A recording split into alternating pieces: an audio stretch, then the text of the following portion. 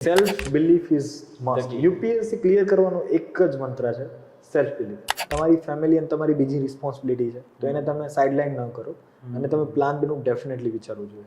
આપણે ભૂલ શું થાય, આપણે સોશિયલ મીડિયામાં અત્યારે જે આ સોશિયલ મીડિયાના જમાનામાં ફોર્મમાં રહી છે કે ફિયર ઓફ મિસિંગ આઉટ, કે લાઈક આ માર્કેટમાં નવું મટીરિયલ આવ્યું, અરે એ નહીં વાંચું તો ક્યાંક હું રહી જઈશ, તો અથવા તો અરે આ ટોપર જે છે તો કંઈક નવું કહે છે એ ટ્રાય કરી લે.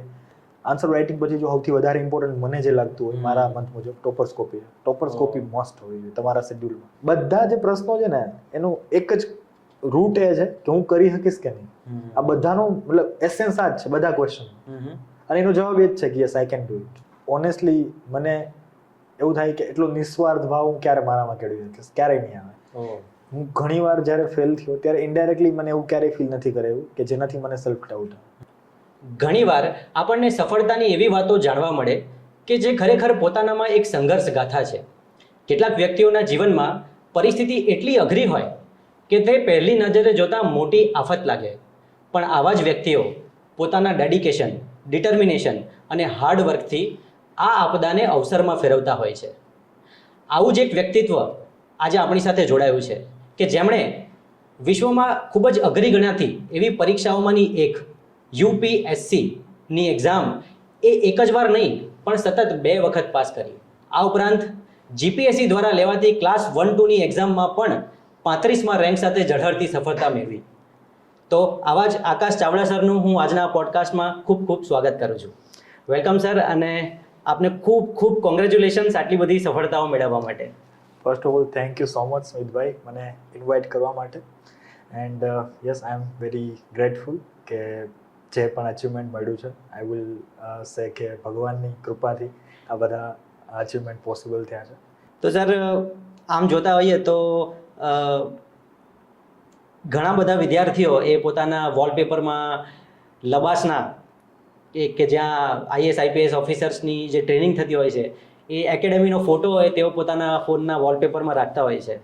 તો આજે તમને સફળતા મળી અને હવે જ્યારે તમે એકેડેમીમાં જોઈન થવા, એઝ અ ટ્રેની જોઈન થવા જઈ રહ્યા છો, ત્યારે સર આખી સક્સેસ પછીનો તમારો એક્સપિરિયન્સ કેવો રહ્યો? એસ્પાયરન્ટ સિરીઝ જે છે એમાં પણ આપણે જોઈએ છે કે જે પેલો જે એસ્પાયરન્ટ હોય છે એ લબાસનાનો પોસ્ટરના રૂપમાં રાખેલો હોય, તો એ જોઈને ત્યારે મને થયું તો હું રાખી લઉં. બટ યસ, મારા ફોનમાં જે આપણું નેશનલ એમ્બ્લેમ છે ને એ હંમેશા રહેતું, અને પર્ટિક્યુલરલી યુપીએસસીનું જે ગોલ્ડન કલરમાં જે નેશનલ એમ્બ્લેમ છે એ હું રાખતો હતો, જે હંમેશા મને રિકોલ કરાવતું કે ભાઈ યુપીએસસી ક્લિયર કરવાની. ઘણા બધા ફ્રેન્ડ્સ એવું કહેતા કે યાર શા માટે ફાલતુમાં રાખે છે, આનાથી તો પ્રેશર વધશે વારંવાર જોઈને. But fortunately it work for me. Sir, આપની વાત સાંભળીને મને એક બહુ જ સારો કોન્સેપ્ટ જે આપને ખ્યાલ પણ હશે કે મેનિફેસ્ટેશન, અથવા તો કહી શકાય કે power of your subconscious mind, જેમાં તમે જે વસ્તુ વિશે સતત વિચારતા રહો, જે તમારી અંદર ઉતરી ગયેલું હોય એ ક્યાંક ને ક્યાંક તમને મળે છે. તમારી સફળતા પાછળ તમે તમારા ભૂતકાળમાં કરેલા એ સફળતા વિશેના વિચારો કારણભૂત હોય છે સર. તો સર, આપે શું એવું કંઈક વિઝ્યુલાઇઝ કર્યું હતું કે એવું કંઈક વિચાર્યું હતું કે મને સક્સેસ મળશે, પછી મારી સાથે આવું થશે, આમ થશે, આ એકેડેમી જોઈન કરીશ? મતલબ ટુ બી ઓનેસ્ટ, મેં ડેફિનેટલી એક કોન્ફિડન્સ તો હતો કે એક્ઝામ ક્લિયર થશે, બટ એવું તો એક્ઝેક્ટ નહોતું કે ભાઈ એક્ઝામ નીકળી જ જશે. કોલેજમાં એક મેં બુક વાંચી હતી, the secret by Rhonda Byrne, and બીજી the power of your subconscious mind by Joseph Murphy. તો આ 2 બુક વાંચીને ડેફિનેટલી મારી જે થિંકિંગ પેટર્ન હતી એ ડેફિનેટલી અફેક્ટ થઈ હતી કે સબકોન્શિયસલી પણ આપણે જે વિચારતા હોય છે એનું તમારા એક્શન લેવલે પણ ઇફેક્ટ હોય છે. તો પ્રિપેરેશન દરમિયાન પણ યસ, ઘણીવાર અફર્મેટિવ થિંકિંગ, પોઝિટિવ થિંકિંગ, આનો જે રોલ છે ડેફિનેટલી આઈ વુડ સે કે બહુ જ મહત્વપૂર્ણ હોય છે, અને મારા કેસમાં પણ ડેફિનેટલી એ કામ કર્યું. Like I was completely isolated, જેમ કે મેં ગામથી તૈયારી કરી હતી, તો કેવું હતું કે મારા માટે પોઝિટિવ વિચારવું એટલે ઇઝી હતું કે જે કોમ્પિટિશનનું પ્રેશર હતું એટલું હું ફીલ નતો કરી શકતો. તો આઈ વોઝ ફોર્ચ્યુનેટ કે ચલો ભાઈ જે કંઈ છે કરી લેશું ધીમે ધીમે. In between yeah self doubt આવતા હતા, બટ અફર્મેટિવ થિંકિંગનો બહુ મોટો રોલ રહ્યો છે પ્રિપેરેશન. ઓકે. તો સર, જેમ આપે કીધું કે આપણે ગામમાં રહીને તૈયારી કરી, તો હું એ જાણવા માંગુ છું કે તમારી ગ્રેજ્યુએશન તેમજ ત્યાર પછીની આખી આ ગવર્મેન્ટ સર્વિસ જોઈન કરવાની જે જર્ની છે, તો એ જર્ની કેવી રહી સર? હું મારા ચાઇલ્ડહુડથી જ સ્ટાર્ટ કરીશ કે બેઝિકલી હું મારું જે સ્કૂલિંગ એ ગામડામાં જ થયું હતું, બરાબર, ગુજરાતી મીડિયમમાં. એન્ડ 12મા ધોરણ સુધી હું મારા જિલ્લામાં જ હતો, જિલ્લાની બહાર પણ નહોતો નીકળ્યો. ધેન ફર્સ્ટ ટાઈમ હું વડોદરા ગયો, મારું કોલેજ MS યુનિવર્સિટીમાંથી થયું હતું, મેં મિકેનિકલ એન્જિનિયરિંગ કરેલું. એન્ડ જ્યારે હું કોલેજમાં ગયો ત્યારે મને ખબર પડી કે યુપીએસસી જેવું પણ કંઈક હોય છે. તો ત્યાં સુધી મને ખબર જ નથી કે યુપીએસસી જેવું કંઈક હોય છે આ દુનિયામાં. એન્ડ ધેન યસ, તો ત્યાંથી પછી ગ્રેજ્યુએશન મારું મિકેનિકલમાં પૂરું થયું. એન્ડ ત્યારે જ મને એક્સપોઝર મળ્યા અને એમાં એક થોટ મને આ આવ્યો કે સિવિલ સર્વિસીસ એક બહુ સારું પ્લેટફોર્મ છે. જેમ કે મારું મતલબ એપ્ટિટ્યૂડ અને એટીટ્યૂડ એ ટાઈપનો હતો કે મેજરલી લાઈક લોકોની મદદ કરવી ડાયરેક્ટલી બહુ જ વધારે ગમતું એમ, લાઈક એનજીઓ રિલેટેડ એક્ટિવિટીઝમાં પાર્ટિસિપેટ થવું ગમતું કોલેજમાં. ત્યારે એક રિયલાઇઝ કર્યું હતું કે કોર્પોરેટ જોબ કરતાં સિવિલ સર્વિસીસ મારા માટે બેટર રહેશે. એન્ડ દેન ત્યાંથી પછી મેં ધીમે ધીમે સ્ટાર્ટ કરેલી પ્રિપેરેશન. એન્ડ પર્ટિક્યુલર ગામની જો વાત કરીએ તો મતલબ પર્સનલી મને એવું ફીલ થતું હતું કે 2018માં મારું ગ્રેજ્યુએશન પૂરું થયું તો ત્યાં સુધીમાં ઇન્ફોર્મેશન નો અભાવ નહોતો. લાઈક મતલબ ઇન્ટરનેટ પેનેટ્રેશન હતું એ મતલબ ઓલમોસ્ટ સારી માત્રામાં હતું એમ, ઇવન અમારા ગામડે પણ. તો મને એવું રિયલાઇઝ થયું કે પ્રિપેરેશન માટે જે ગાઈડન્સ પ્લસ જે બધી વસ્તુઓ મટીરિયલ એન્ડ ઓલ તો એ તો ઓનલાઈન મળી જાય છે. પ્લસ ઇકોનોમિક ફેક્ટર્સ પણ હતા કે આર્થિક રીતે દિલ્હીમાં રહેવું થોડું વધારે ખર્ચાળ હોય છે. તો આ બધા ફેક્ટરને ધ્યાનમાં રાખીને મેં પછી ગામડેથી જ તૈયારી ચાલુ કરી હતી. ઓકે, તો સર સૌથી પહેલાં આવે છે પ્રિલિમ્સની એક્ઝામ. તો પ્રિલિમ્સની એક્ઝામમાં સર મેજરલી જનરલ સ્ટડીઝ અને સીસેટનું પેપર હોય.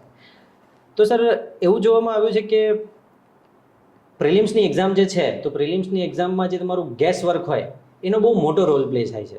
કેમ કે જેટલા પણ પ્રશ્નો પૂછાય એમાંથી લગભગ 40% થી 50% સવાલ એ તો એવા હશે કે જે તમે પહેલી વાર જોઈ રહ્યા છો. તો તેવી પરિસ્થિતિમાં તમારે ગેસ કરીને જે તુક્કો મારવાનું આપણે કહીએ એ જ કરવું પડે. તો આ ગેસ વર્ક આપણે વિદ્યાર્થીઓ કેવી રીતે ડેવલપ કરી શકે? પ્રિલિમ્સ બહુ અનસર્ટેન સ્ટેજ છે. Yes sir. મેં ટોટલ 5 અટેમ્પ આપ્યા છે યુપીએસસીમાં. 5 attempts? યસ, એમાં 4 અટેમ્પમાં મારી પ્રિલિમ્સ થઈ ગઈ હતી અને અત્યારે આ લાસ્ટ અટેમ્પ મેં ફરીથી આપ્યો એમાં મારી પ્રિલિમ્સ નથી થઈ. તો તમે સમજી શકો કેટલી અનસર્ટેન એક્ઝામ છે, બરાબર? તો તમે જેમ કીધું એમ કે ઘણા ક્વેશ્ચન એવા હશે કે ફર્સ્ટ ટાઈમ તમે જોતા હશો કે ભાઈ આ ટાઈપનું કંઈ હોય. તો એ કેસમાં આઈ થિંક પેલું તો એ જ છે કે 20 થી 25 કે 30 જેટલા ક્વેશ્ચનમાં હર કોઈ શ્યોર હોય છે.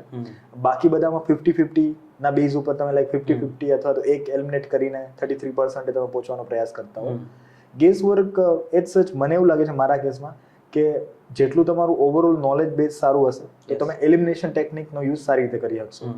તો મારું એ જ હતું કે ઓવરઓલ તમારું જો નોલેજ સારું હશે તો તમે ગેસ વર્ક પણ સારું કરી શકશો અને પ્રોબેબિલિટી વધારી શકશો જે સાચા પડવાનો જે દર છે.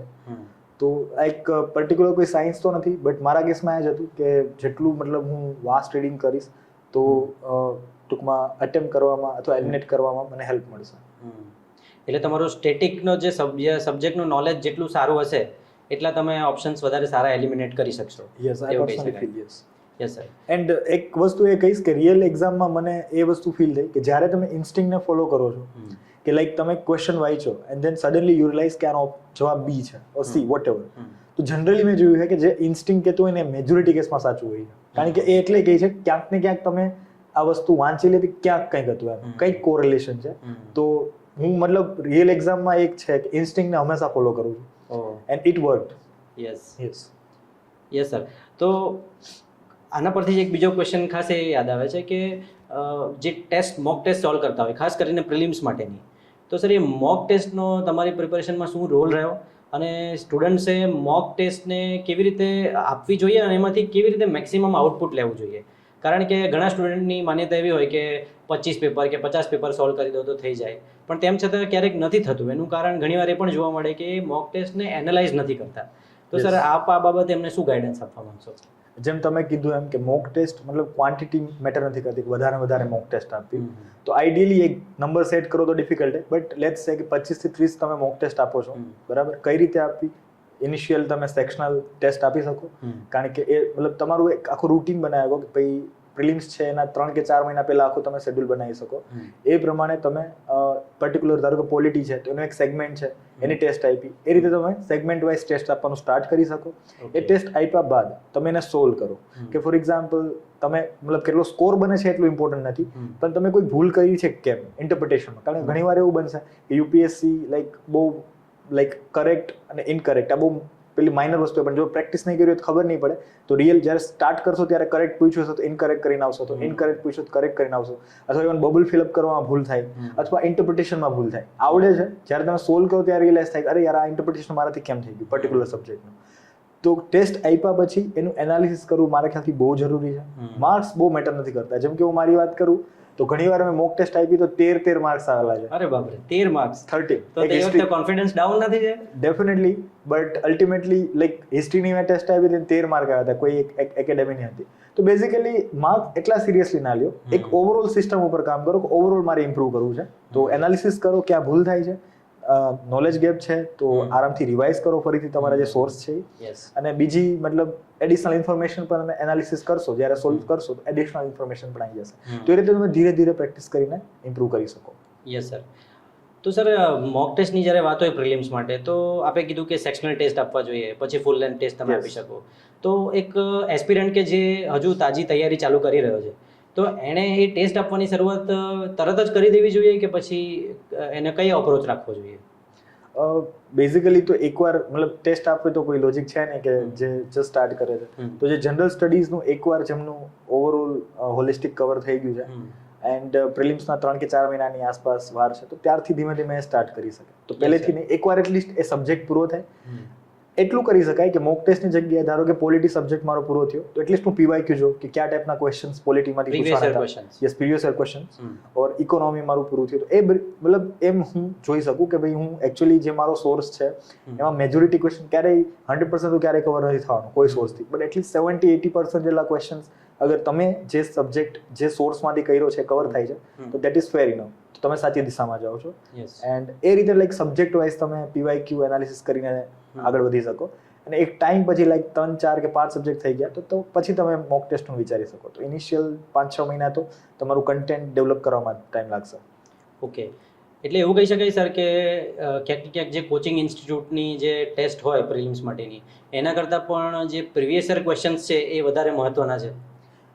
બટ ઓબ્વિયસ છે, કારણ કે લાઈક ફોર એક્ઝામ્પલ યુપીએસસી ના જે એક્ઝામ સેટર હશે તો એના માટે રેફરન્સ ક્યુ છે, એટલે પ્રિલિમ્સનો આપણે સિલેબસ જોઈએ તો બહુ વેગ છે, લાઈક બહુ જનરલ છે, તો સ્પેસિફિક તો ખબર નહીં પડે. તો કોઈ બી જે પેપર સેટર હશે પીવાયક્યુ ના બેઝડ ઉપર વિચારશે કે મારે હવે કયા ટાઈપનું પેપર સેટ કરવું છે, કારણ કે એક ડ્રાસ્ટિક પેટર્ન ચેન્જ નહીં કરી શકે એવી રિસ્ક યુપીએસસી નહીં લે, બીકોઝ એની એક ઓથેન્ટિસિટી નહીં, ડેફિનેટલી લોકો ડાઉટ ઉઠાવવા મળશે અચાનક પેટર્ન ચેન્જ થઈ ગઈ. તો પીવાયક્યુ એમના માટે રેફરન્સ પોઈન્ટ હોય છે અને એના બેઝડ ઉપર એ લોકો ક્વેશ્ચન્સને ઓબ્વિયસલી થોડું થીમ બદલાવશે, બટ ડેફિનેટલી તમને એટલીસ્ટ એ ખ્યાલ આવી જશે કે પર્ટિક્યુલર સબ્જેક્ટમાં કયા ટોપિક્સ વધારે ઇમ્પોર્ટન્ટ છે, લાઈક પોલિટીમાં પાર્લામેન્ટ અથવા તો જ્યુડિશિયરી કયા પર્ટિક્યુલર ટોપિક, ફંડામેન્ટલ રાઇટ્સ, જે તમે બેઝિકલી પીવાયક્યુ એનાલિસિસ કરશો એ ખ્યાલ આવશે. અને પીવાયક્યુ રિપીટ પણ થાય એટલે પણ પીવાયક્યુ કરવા જોઈએ.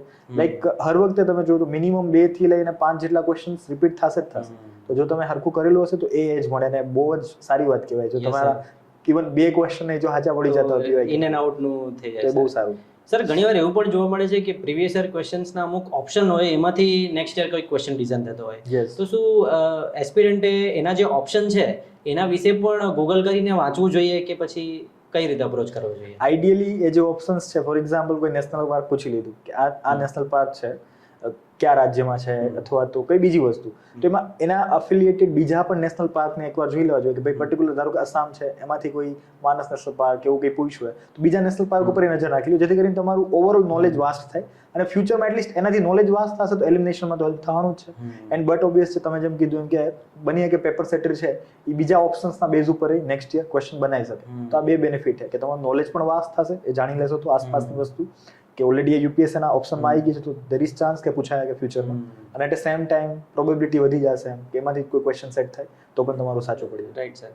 સર આપની વાત સાંભળીને એક બહુ વસ્તુ એક એનાલિસિસમાં આવે છે કે આપણને ખ્યાલ નથી કે યુપીએસસીના જે પેપર સેટર છે કયું બુક રિફર કરે છે કે કયા બુકમાંથી ક્વેશ્ચન બનાવે છે, પણ તમારી વાત સાંભળીને એ વસ્તુ ચોક્કસ ખબર પડી કે પીવાયક્યુ જો તમે સોલ્વ કરો અને એના ઓપ્શન વિશે પણ થોડું ગૂગલ કરો કે વિચારી જાઓ તો ક્યાંક ને ક્યાંક તમે યુપીએસસીનો ક્વેશ્ચન બનાવવાનો સોર્સ રિવર્સ એન્જિનિયરિંગ કરીને એક્સેસ કરી રહ્યા છો. Yes, exactly, yes.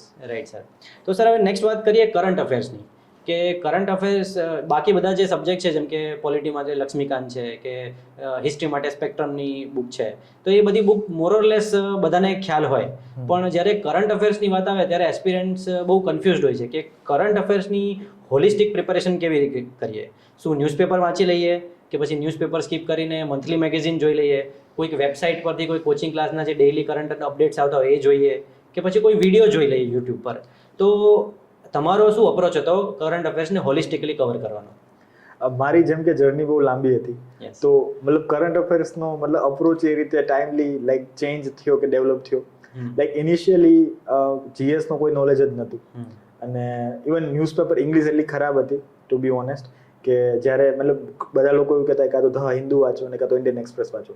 તો ધ હિન્દુ જ્યારે વાંચવાનું મેં સ્ટાર્ટ કર્યું હતું તો ઇંગ્લિશ મને સમજાતું જ નહોતું. તો ઇવન લાઈક જ્યારે સ્ટાર્ટ કર્યું ત્યારે આખો દિવસ હું ધ હિન્દુ લઈને બેસું ધારો કે તો 2 થી 3 પેજ જ વંચાતા, આખો દિવસ એમાં નીકળી જાય અને 2 થી 3 પેજ પણ સમજાતા નહીં. તો આવી સ્થિતિ હતી બરાબર. તો શરૂઆત મેં આમ કરી.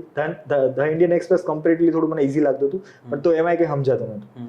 તો ન્યૂઝપેપર વાંચું, બધા કહેતા ન્યૂઝપેપર વાંચો, તો મેં બેઝિકલી બધા એવું કહેતા ન્યૂઝપેપર રેગ્યુલર વાંચવા જોઈએ કરંટ અફેર્સને કવર કરવા. તો મેં એ સ્ટાન્ડર્ડ અપ્રોચ જ ફોલો કરવાની ટ્રાય કરી. બટ જેમ કે મારું ઇંગ્લિશ ખરાબ હતું એટલે હું ના ફોલો કરી શકું. પછી મેં મારી સ્ટડીથી થોડી અપડેટ કરી કે ચાલો એક કામ કરીએ, યુટ્યુબમાં તમે જેમ કીધું એમ ડેઈલી જે કરંટ અફેર્સના એનાલિસિસ આવતા એ જોવાની ટ્રાય કરીએ અને પછી એડિટોરિયલ વાંચીએ. કારણ કે પહેલી વાર એડિટોરિયલ વાંચવાથી કંઈ સમજાતું નથી. તો મેં એ રીતે મારી સ્ટ્રેટેજી મોડિફાઈ કરી હતી કે ભાઈ હું વિડીયોઝ જોઉં. બટ એક પોઈન્ટ પછી પ્રિપેરેશન તમારી સારી થઈ જાય અને મારું પછી ઓવરઓલ થોડું ઇંગ્લિશ પણ સારું થઈ ગયું હતું. તો ધેન પછી હું ન્યૂઝપેપર ટ્રાય કરતો રેગ્યુલર ફોલો કરું. એન્ડ ટુ બી ઓનેસ્ટ હું રેગ્યુલર તો ફોલો નથી કરી શક્યો બટ ઓવરઓલ હું ટ્રાય કરતો. એટલીસ્ટ મારા લાસ્ટ અટેમ્પમાં મેં જોયું છે લાઈક 23 અને 24ના અટેમ્પમાં હું મોરઓલેસ ઇન્ડિયન એક્સપ્રેસને ફોલો કરતો હતો. નંબર 1. એન્ડ બીજું કે પર્ટિક્યુલરલી લાઈક મંથલી મેગેઝિન કે જે હોય છે લાઈક PT 365 જેમ કે વિઝનની હોય છે તો મેં એ પણ ફોલો કરી હતી એક્ઝામના પહેલા. લાઈક કે જસ્ટ PT 365 જોઈ લીધી જેથી કરીને કોન્ફિડન્સ આવે કે ઓવરઓલ જે લાસ્ટ યરનું કરંટ અફેર્સ છે કવર થઈ ગયું છે. તો ન્યૂઝપેપર અને કોઈ મંથલી મેગેઝિન આ 2 સોર્સ પ્રાઇમરી રાખી શકાય. અને સૌથી છેલ્લે જ્યારે જે કન્સાઇઝ મટીરિયલ છે જેમ કે 365 નું બહાર પડતું હોય તો યસ એ પણ અલગથી જોઈ લેવું પડે. તો એને તમે રિવાઇઝ કરી શકો. યસ. Okay sir.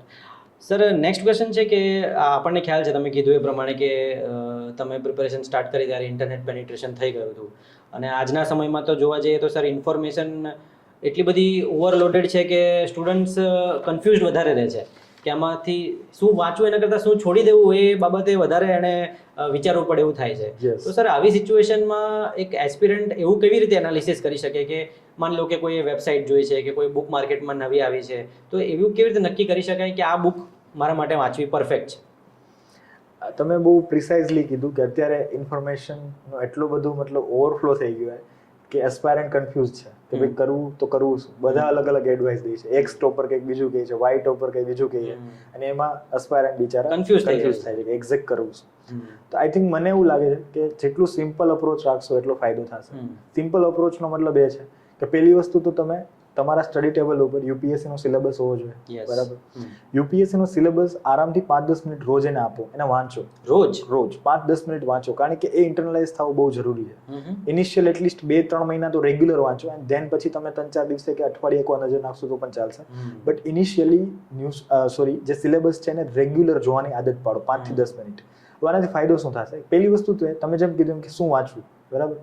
જો તમે સિલેબસ તમે એકદમ તમને ખબર હશે ને તો જ્યારે તમે ન્યૂઝપેપર વાંચો છો અથવા ઇન જનરલ કંઈ બી જોવો છો યુટ્યુબમાં અથવા તો કોઈ બી બીજી વસ્તુ વિડીયો થ્રુ કે વોટેવર તો તમને ખબર હશે કે મારા માટે આ કેટલી ઇમ્પોર્ટન્ટ.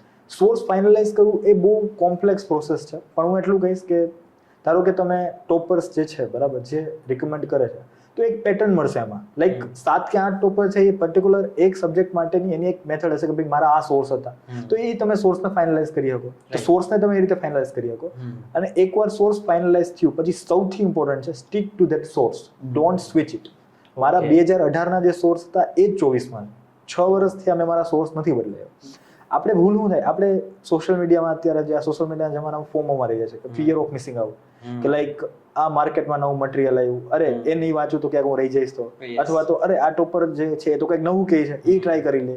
તમારી એકવાર કોર સ્ટ્રેટેજી બનાવો. નો ડાઉટ એમાં ટાઈમ લાગશે પણ એકવાર તમે તમારી કોર સ્ટ્રેટેજી બનાવી લીધી અને તમને એવું ફીલ થાય છે કે યસ મેજોરિટી ક્વેશ્ચન ત્યાંથી કવર થાય છે like majority means 70 or 80%.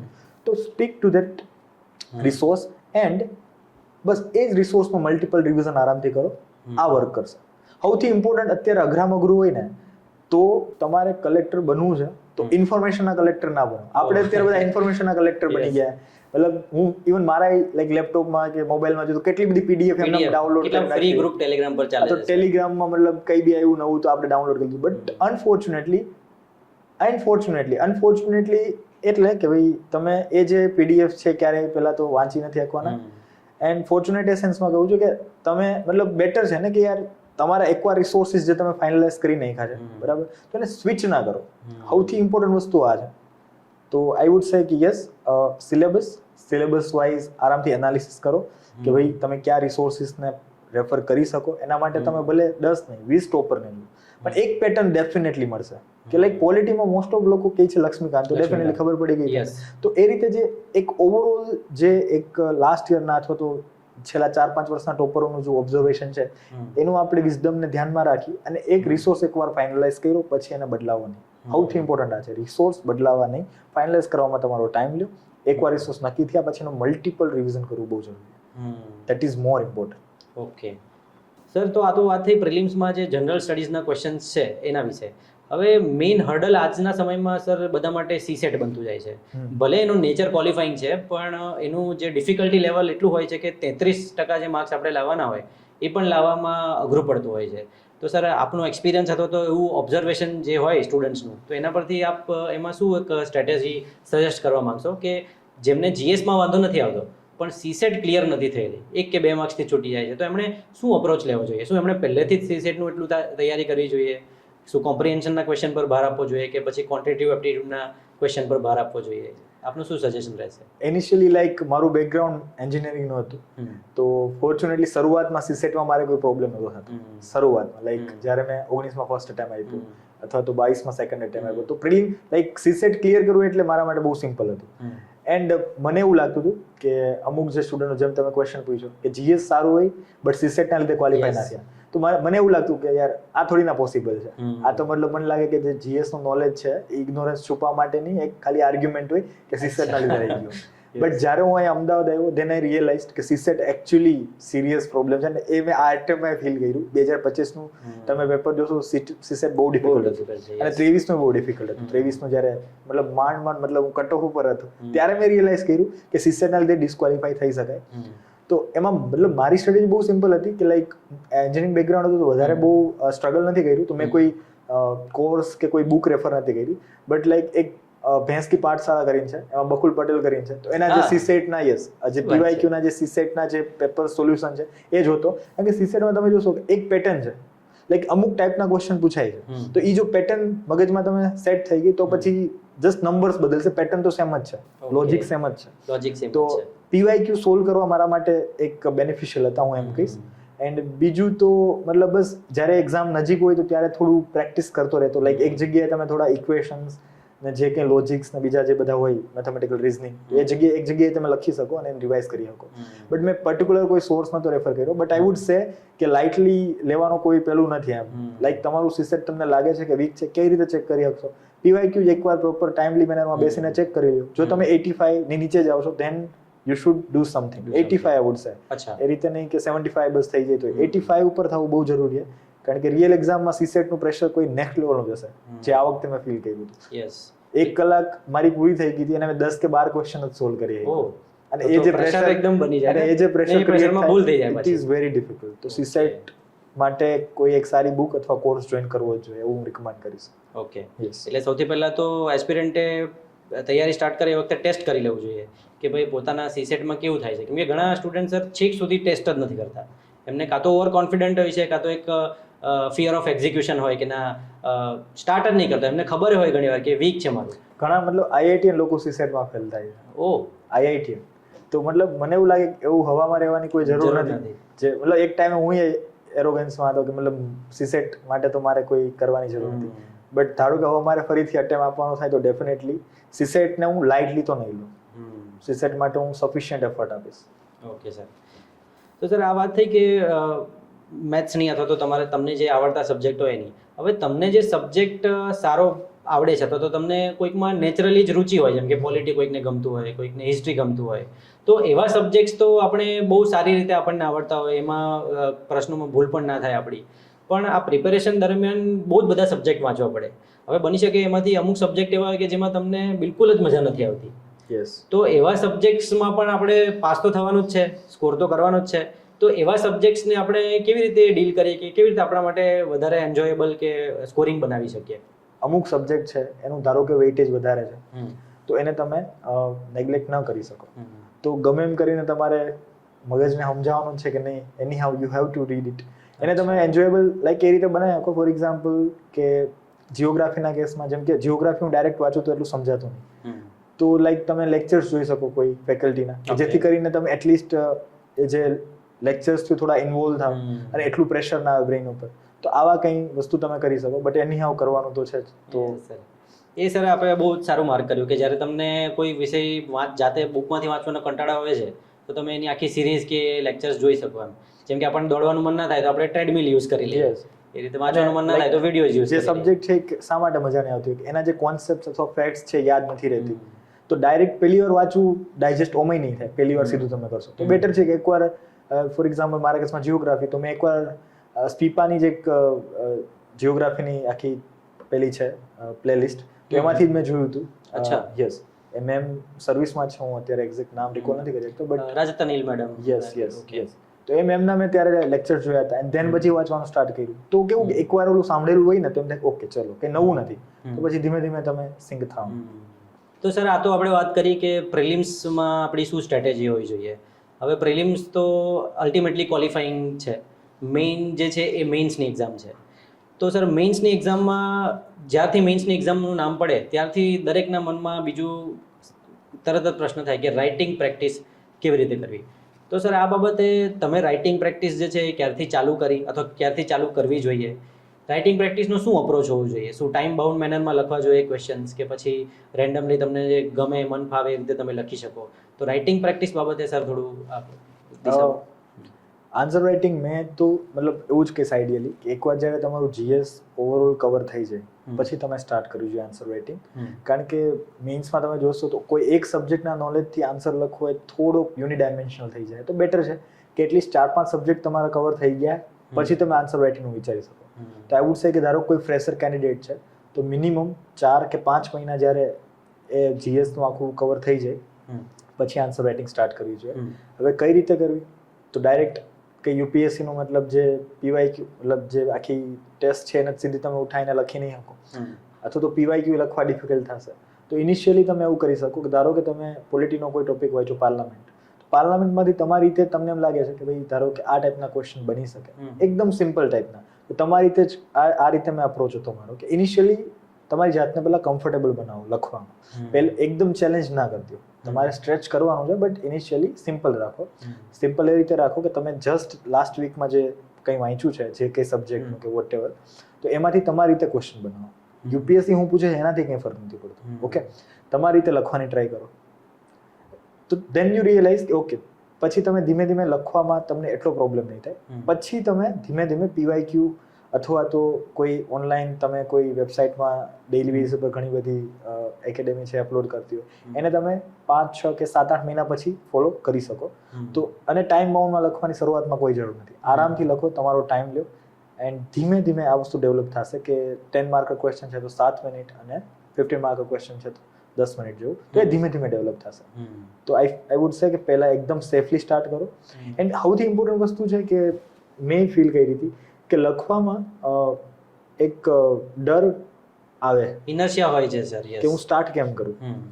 Okay, and એનું મેઇન રીઝન છે કે એક પરફેક્શનિઝમની જે આપણે જે પિક્ચર બનાવી છે ને, આન્સર રાઇટિંગમાં ક્યારેય કોઈ પરફેક્ટ આન્સર હતો નહીં અને કોઈ વર્સ્ટ આન્સર એ હોતો નથી. તો બેટર છે કે તમે તમારી રીતે લખવાનું જે સ્ટાર્ટ કરો. ઓબ્વિયસલી તમે જે પહેલો આન્સર લખશો એ ખરાબ હશે, કોઈ શંકાને સ્થાન નથી, તો એ તો બધે લાગુ પડે છે. તમે ધારો કોઈ સ્કિલ છે, ફોર એક્ઝામ્પલ ડ્રાઇવિંગ સ્કિલ, તો કોઈને F1 રેસર બનવું હોય તો ડાયરેક્ટ તો એ મતલબ F1 રેસર લેવલનું તો પ્રોફેશનલિઝમ એનામાં આવવાનું નથી. તો એ ધીમે ધીમે શીખશે ને, ધીમે ધીમે કઈ રીતે ડ્રાઈવ કરવું અને પછી એમાં પ્રો પ્લેયર બનશે. તો સેમ વસ્તુ આન્સર રાઇટિંગની. આન્સર રાઇટિંગ એક સ્કિલ છે, ટાઈમ લાગશે, પહેલા દિવસથી નહીં આવે. અને એવું નથી કે અચાનક આવી જશે. અચાનક ઇન ધ સેન્સ કે બસ હું વાંચું છું ખાલી અને એક્ઝામમાં સીધું લખીને આવીશ, તો અચાનક કંઈ નહીં આવે. તો બેટર છે એક ઓવરઓલ નોલેજ તમારું સારું થવા માંડે, then you should start writing without to being judgemental કે યાર હું કેવું લખું. એકદમ કોઈને બતાવવાની જરૂર નથી. હું મારા આન્સર મેં ક્યારેય કોઈને બતાવ્યા નથી. ધારો કે આપણને એમ હોય કે યાર હું બહુ ખરાબ લખું, તો કંઈ વાંધો નહીં, કોઈને ના બતાવો, પણ લખો. લખવું બહુ જરૂરી છે. એન્ડ લખવા ટાઈમે એ જે ઇનર્શિયા આવે ને એ પ્રિપેરેશન દરમિયાન આવી છે, એ બહુ જરૂરી છે.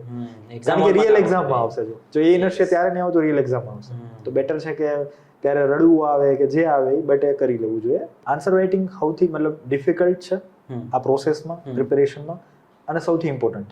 ભાઈ તમે જેમ કીધું કે મેઇન્સનો સ્કોર 1750 છે યુપીએસસીમાં, અને આપણે ધારો કે જીપીએસસીની વાત કરીએ, જીપીએસસીમાં મેઇન્સ સૌથી ઇમ્પોર્ટન્ટ હા. છે. તો અલ્ટિમેટલી તમે સર્વિસમાં લિસ્ટમાં હશો કે નહીં એ તો મેઇન્સનો સ્કોર જ ડિસાઇડ કરશે. ઇન્ટરવ્યુ મે બી તમારી સર્વિસ ડિસાઇડ કરી શકે. ઓકે, તો જે સૌથી અઘરી વસ્તુ છે ને એને દિવસની શરૂઆતથી સ્ટાર્ટ કરો. લાઈક તમે 6 કે 7 મહિના તમારી પ્રિપરેશન થઈ ગઈ છે, તો હવે સવારે જ્યારે ઉઠો તો પહેલું કામ આન્સર રાઇટિંગ કરો.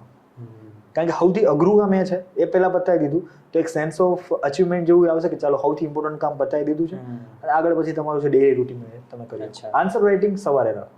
આ મારો અપ્રોચ હતો કે સૌથી ઇમ્પોર્ટન્ટ વસ્તુ છે ને પહેલા રાખો. પહેલા કરો, કેમ કે વાંચવાનું સર એક ટાઈમે તમારું છૂટી જશે કે રહી જશે તો પણ વાંધો નથી, કદાચ ચાલી જશે, પણ આ પ્રેક્ટિસ નહીં આન્સર કરી રાઇટિંગ બહુ એટલે બહુ છે. એ બહુ સારી સર વસ્તુ નોટ ડાઉન કરી કે આ રાઇટિંગ જે છે એ તો સર સ્કિલ છે, એ જો તમને આવડતી હશે તો એક્ઝામ હોલમાં 100% કામ લાગશે. બની શકે કે કોઈ વાંચવામાં ટોપિક છૂટી ગયા તો એ તો એક્ઝામમાં ન પણ પૂછાઈ શકે, પણ આ સ્કિલ વગર તમે નહીં સર્વાઈવ કરી ન સેવર કરી એન્ડ એટલીસ્ટ ચલો ધારો કે તમને એમ થાય છે કે પ્રોપર આન્સર નથી લખવા, તો મિડલ પાથ એવો હોય કે એટલીસ્ટ બ્રેન સ્ટોર્મિંગ કરો. ફોર એક્ઝામ્પલ કે તમે કોઈ ક્વેશ્ચન ઉઠાવ્યો, બરાબર, એમાં જસ્ટ 4-5 ડાયમેન્શન તમારે જસ્ટ નોટ ડાઉન એટલે કર્યા, ખાલી વિચારવાનું જ, ખાલી પેન અને પેપર લઈને બેસો છો, બટ બ્રેન સ્ટોર્મિંગ કરો છો કે આ ક્વેશ્ચનમાં સપોઝ હું લખી શકું, જેમાં એક્સટેન્સિવ તો લખવાની જરૂર નથી, તમે જે ડાયમેન્શન જે લખવાના છો ઇમ્પોર્ટન્ટ વાત એ જ ખાલી એમાં નોટ ડાઉન કરશો, તો એ તો કેવું કે પર ક્વેશ્ચન 20 થી 25 શબ્દો ખાલી થશે. તો એ રીતે તમે ખાલી બ્રેન સ્ટોર્મિંગ આરામથી કરીને મતલબ બેસીને તમે એક કામ કરી શકો. જો પ્રોપર એ દિવસે તમારું મૂડ નથી લખવાનું તો બ્રેન સ્ટોર્મિંગ ઇઝ મિનિમમ, આની નીચે તો કંઈ નહીં, બ્રેન સ્ટોર્મિંગ તો એટલીસ્ટ થવું જ કરવું જ પડે. તો યસ, આ કારણ કે અલ્ટિમેટલી બ્રેન સ્ટોર્મિંગની પ્રોસેસ જ છે. રિયલ એક્ઝામમાં તમે એ જે બધી વસ્તુઓ છે ને ઇન્ટરલિંક કરીને રિપ્રોડ્યુસ કરશો તમારા આન્સરમાં, તો એ બ્રેન સ્ટોર્મિંગની પ્રોસેસ છે. બટ આન્સર રાઇટિંગ થોડું પ્રિસાઇઝ વર્ઝન થઈ જાય, but brain storming it's like a lighter version, કે જ્યાં વધારે લખવાની જરૂર નથી, પણ હા વિચારવાનો તો બેમાં હરખો જ લોડ પડશે. આ લખવું નહીં પડે, ફિઝિકલ એટલું ફટીક નહીં આવે, બટ મેન્ટલી સેમ પ્રોસેસ છે, brain storming and answer writing. તો સર આ જે બ્રેન સ્ટોર્મિંગ જે કોન્સેપ્ટ તમે કીધો એ સર બહુ ઇન્ટરેસ્ટિંગ કોન્સેપ્ટ લાગ્યો મને, અને ઘણા બધા એસ્પિરન્ટ તો એવા પણ હશે કે જેમણે કદાચ આ પર્સપેક્ટિવથી વિચાર્યું જ નહીં હોય કે જો તમારાથી લખાઈ નથી રહ્યું એ વખતે તો તમે બ્રેન સ્ટોર્મ કરો. તો સર બ્રેન સ્ટોર્મિંગ જે છે એ તમે તમારી પ્રિપેરેશનમાં ક્યારે અને કેવી રીતે ઇન્ક્લુડ કર્યું હતું, તો સર આપ એના પર થોડું એલોબરેટ કરો તો સ્ટુડન્ટ્સને કેવી રીતે કરવું એ એમને ક્લેરિટી મળે સર. ફોર એક્ઝામ્પલ કોઈ બી સબ્જેક્ટ છે, પોલિટી ઓર ઇકોનોમી, બરાબર, મેં એમાંથી ધારો કે કોઈ 4-5 ટોપિક પૂરા કર્યા છે અને એમાં મેં જોયું કે કોઈ PYQ પૂછવાનું છે અથવા તો મેં મારી રીતે જ કોઈ ક્વેશ્ચન બનાવ્યો, તો બ્રેન સ્ટોર્મિંગના હું 2 પાર્ટ પાડીશ. હું એક કહી શકું કે passive revision kind of. For example brain storming હું એને કહીશ કે ધારો કે પાર્લામેન્ટના હું કયા ડાયમેન્શન, ધારો કે challenges of parliament, functioning of parliament, તો મેં જસ્ટ વાંચ્યું છે એન્ડ હું બ્રેન સ્ટોર્મ કરવા બેઠો, દેટ મીન્સ કે હું આન્સર સીધો લખવાની ટ્રાય નથી કરતો, બટ હું આરામથી જસ્ટ મેં જે વાંચ્યું એને રિકોલ કરું છું.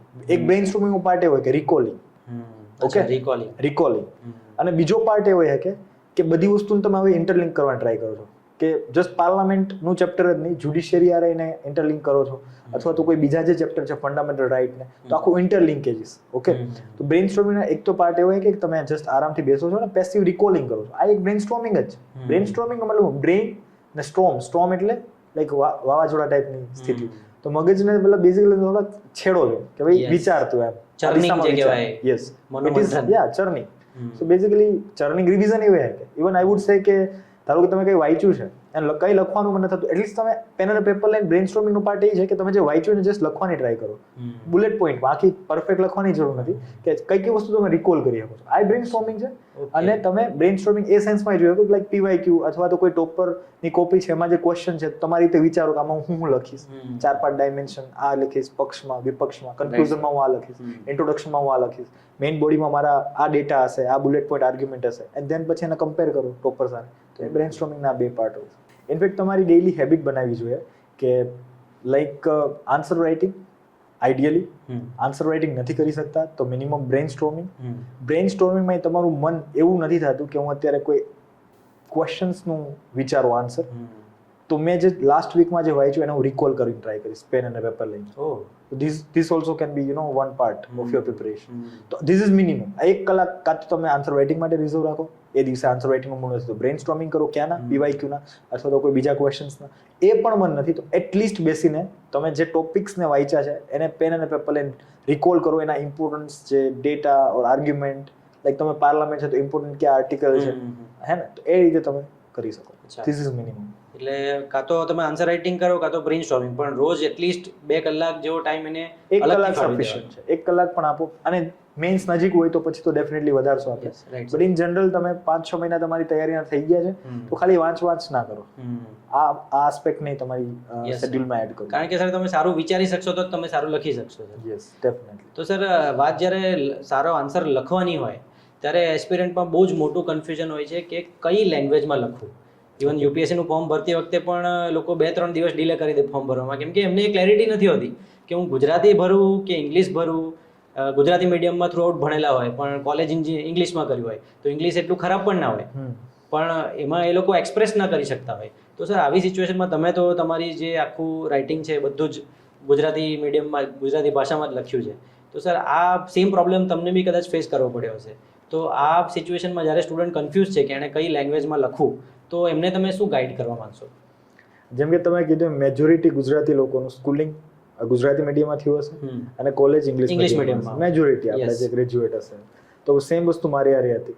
તો જ્યારે મેં પ્રિપરેશન સ્ટાર્ટ કરી અને મેજોરિટી યુપીએસસી ના સોર્સ ઇંગ્લિશમાં છે, રાઈટ, અથવા તો ક્વોલિટી સોર્સ મેજરલી ઇંગ્લિશમાં છે, હજુ પણ ઇંગ્લિશમાં જ છે, રાઈટ, અને રિજનલ લેંગ્વેજમાં તો હજી એટલું આવ્યું નથી. તો મારા માટે એક કોન્ફ્લિક્ટ હતો કે યાર એક્ઝેક્ટ કઈ ભાષા રાખવી અને એનું સોલ્યુશન લાવવું બહુ ડિફિકલ્ટ હતું. લાઈક અમુક દિવસો મને એવું થતું કે ઇંગ્લિશમાં મારા માટે બેટર રહેશે અને મેં ઇંગ્લિશમાં આન્સર લખવાની ટ્રાય કરી હતી, બટ જીએસ ના આન્સર સારી રીતે લખાઈ જતા હતા ઇંગ્લિશમાં, એમાં કોઈ ઇશ્યુ નતો.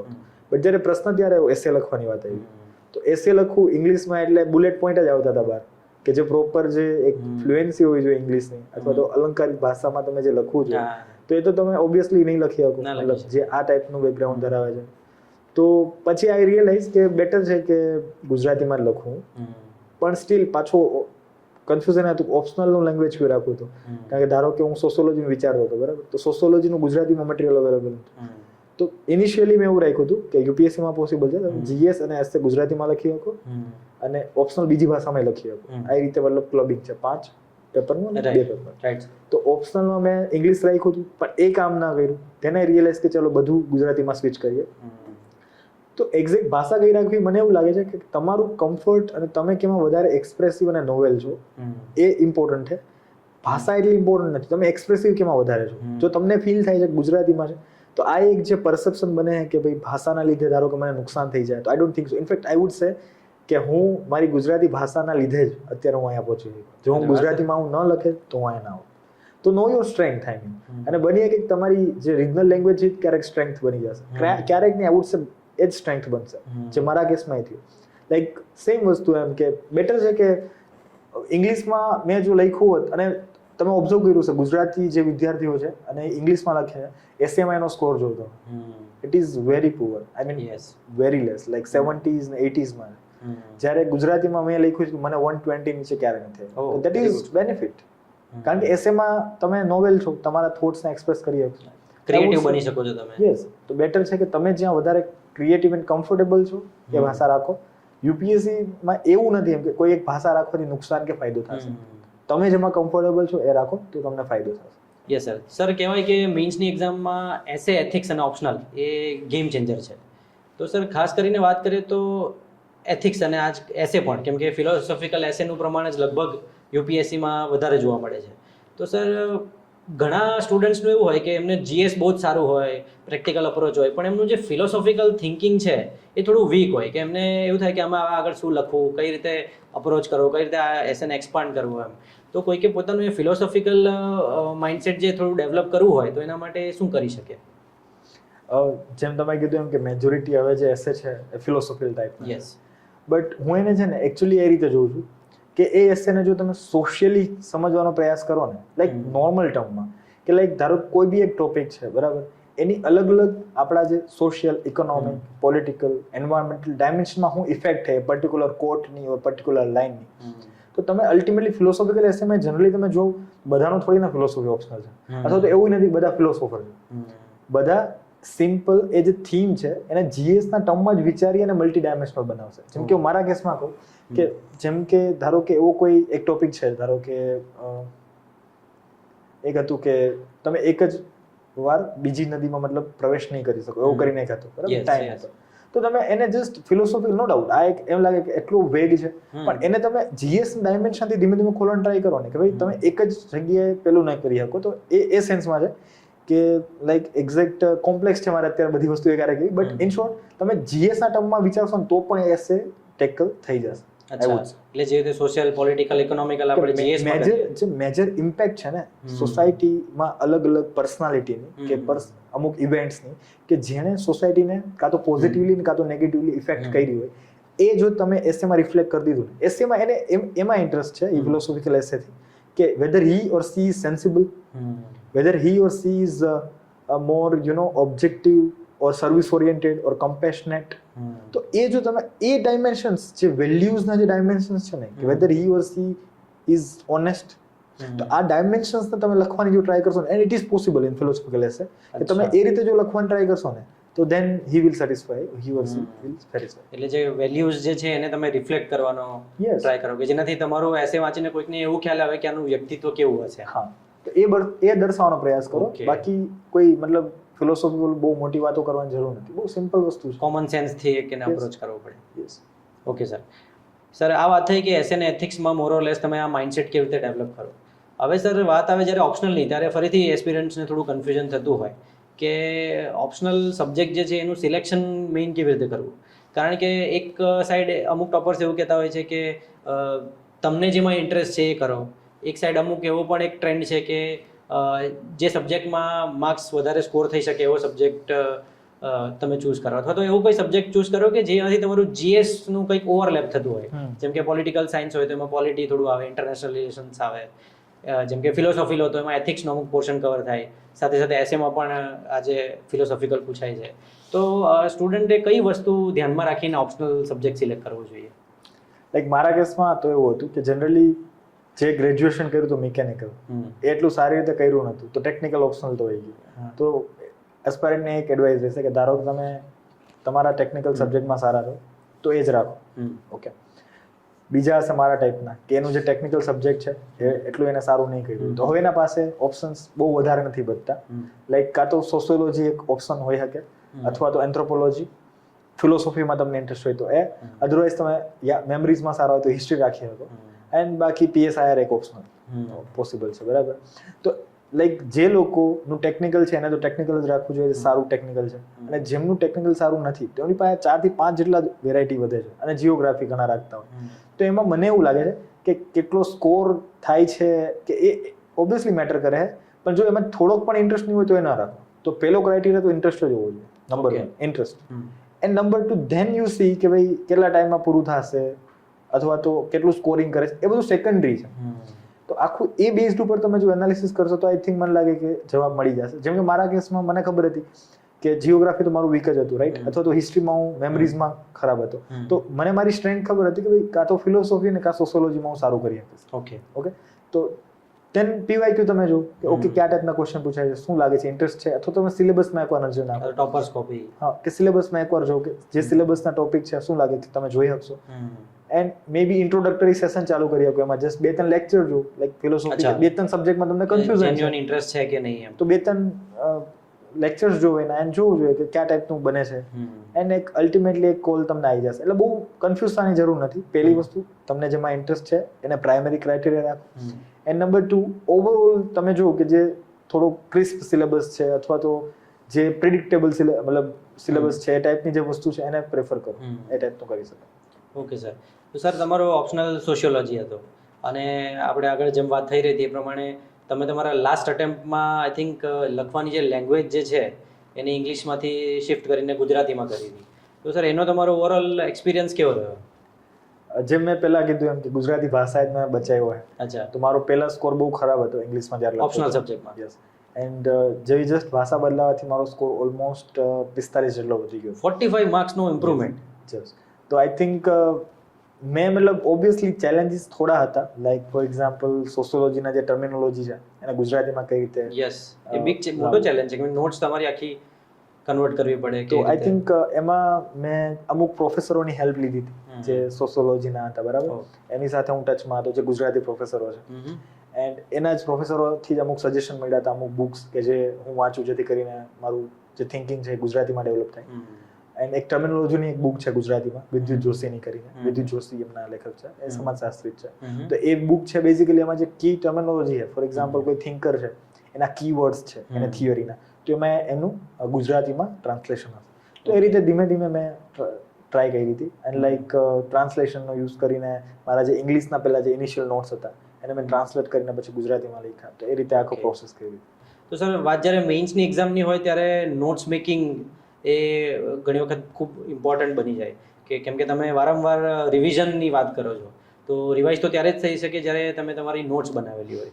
તો નોટ્સ મેકિંગમાં નોર્મલી સ્ટુડન્ટ્સ કેવી મિસ્ટેક કરતા હોય અને તમે નોટ્સ મેકિંગને કેવી રીતે આખું લીધું હતું અને કેવી રીતે સ્માર્ટલી તમે નોટ્સ બનાવી શકો? નોટ્સ મેકિંગનો લાઈક કોઈ એક આઈડિયલ આન્સર તો નથી કે નોટ્સ આ રીતે જ બનાવવી જોઈએ, કારણ કે ટ્રાયલ એન્ડ એરર મેથડ ઉપર ચાલશે.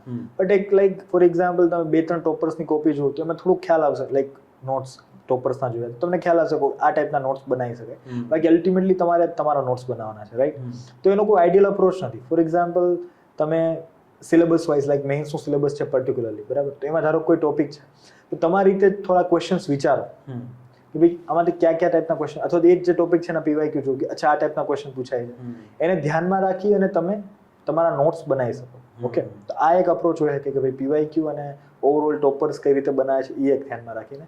અને બધા ટોપિકના નોટ્સ બનાવવા હ્યુમનલી પોસિબલ નથી, તો એવા ટોપિકના બનાવો કે જેની ઇન્ફોર્મેશન અલગ અલગ જગ્યાએ વિખરાયેલી છે અથવા એક જગ્યાએ નથી.